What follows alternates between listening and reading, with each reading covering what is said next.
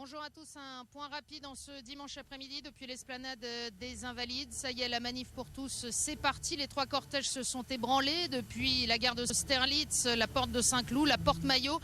C'est une manifestation sous haute tension, si l'on en juge par ce que disent les médias et par l'exceptionnel déploiement de forces de l'ordre au long du parcours de ces trois cortèges.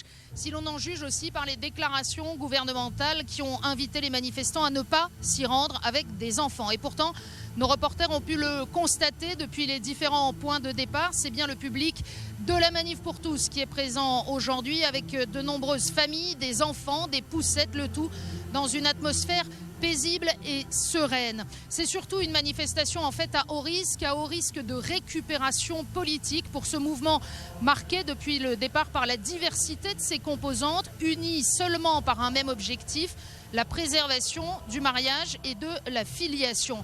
Les organisateurs de la manif pour tous ont tenu ce matin lors d'une conférence de presse à redire leur détermination à demander le retrait de la loi Taubira juste promulguée, espérant également une mobilisation plus forte encore que lors des précédents rendez-vous, bien que la préfecture de police ait déjà annoncé autour de 200 à 300 000 manifestants. On écoute les organisateurs.